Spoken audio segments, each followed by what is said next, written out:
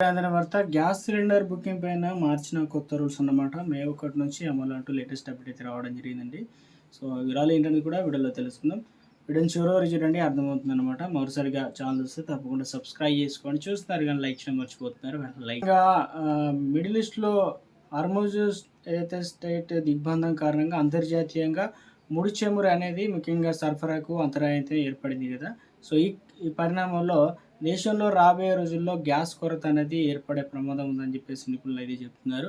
So, ఈ పరిస్థితినంతా అధిగమించేందుకు గాను ముఖ్యంగా ఏదైతే ఇందులో ప్రధానంగా దేశంలో 3 ప్రధాన చమురు సంస్థలైనటువంటి ఏదైతే ఉన్నాయో ఇక్కడ భారత్, అదేవిధంగా ఇక హెచ్‌పి, అదేవిధంగా మే 1 తారీఖు నుంచి ఇక్కడ ఏం చెప్తారట, మే 1 తారీఖు అంటే కొన్ని రోజులు మాత్రమే ఉంది. సిలిండర్ బుకింగ్‌లో కొత్త నిబంధనలు మార్చాలని యోచిస్తున్నారు. ఇవన్నీ కూడా అమల్లోకి రాబోతున్నాయి. ఇక నుంచి ఇలా అయితేనే మనకు గ్యాస్ సిలిండర్ అయితే ఇస్తారు. లేదంటే గ్యాస్ సిలిండర్ అనేది ఇవ్వరు. సో, ఏ కంపెనీ అయినా కావచ్చు, హెచ్‌పి కావచ్చు, ఏదైనా కూడా భారత్ కావచ్చు, ఇండియన్ కావచ్చు, ఏదైనా కూడా. ఇక బుకింగ్, డెలివరీ ప్రక్రియలో కీలక మార్పులు చోటు చేసుకోబోతున్నాయని చెప్తున్నారు. సో, అవేంటినో చూసుకుందాం. కొత్త ప్రతిపాదన ప్రకారం ప్రతి నెల మొదటి తేదీనే మనకు గ్యాస్ అనేది రేట్లు పెరుగుతుంటాయి, తగ్గుతుంటాయి. అదేవిధంగా కొత్త రోజులు కూడా వస్తాయి కాబట్టి కంపెనీ విధానాల్లో మార్పులు ఉండే అవకాశం అయితే ఉంది. ముఖ్యంగా 2 ఏదైతే సిలిండర్లు బుకింగ్ కనీసం మధ్య అనేది టైం ఉండాలన్నమాట. సో, 25 రోజుల విరామం అనేది గ్యాప్ ఉండడాన్ని తప్పనిసరి చేసే దిశగా చర్చలైతే జరుగుతున్నాయి. అట్లయితేనే సిలిండర్ ఇస్తారు. ఒకటి బుక్ చేసుకున్న తర్వాత మళ్ళీ వెంబడే అవసరం అని చెప్పేసి మళ్ళీ ఒకటి బుక్ చేసుకుంటే రాదు. ఒక 25 రోజులు ఆగాలి. లేదంటే 30 రోజుల వరకైతే ఇలా ఆగాల్సి అయితే ఉంది కదా! సో, దీంతో పాటు ప్రస్తుతం అక్కడక్కడ అమలవుతుందన్నమాట ఓటీపీ ఆధారిత డెలివరీ విధానాన్ని దేశవ్యాప్తంగా ఇక నుంచి అంటే మనకు ఓటీపీ చూపిస్తేనే కొన్ని చోట్ల అమలవుతుంది, కొన్ని చోట్ల అమలు అవ్వడం లేదు.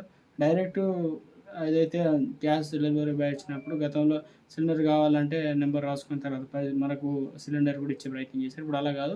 సో, ఇవన్నీ కూడా అరికట్టేందుకు గాను ముఖ్యంగా దీనివల్ల సిలిండర్ డెలివరీకి వచ్చే ముందే రిజిస్టర్డ్ మొబైల్ నెంబర్‌కు వచ్చే కోడ్‌ను కూడా డెలివరీ బాయ్‌కి చెప్తేనే గ్యాస్ సిలిండర్ అయితే ఇస్తారు. లేదంటే గ్యాస్ సిలిండర్ ఇవ్వరు. లేదంటే సిలిండర్ పొందే అవకాశం కూడా ఉందన్నమాట.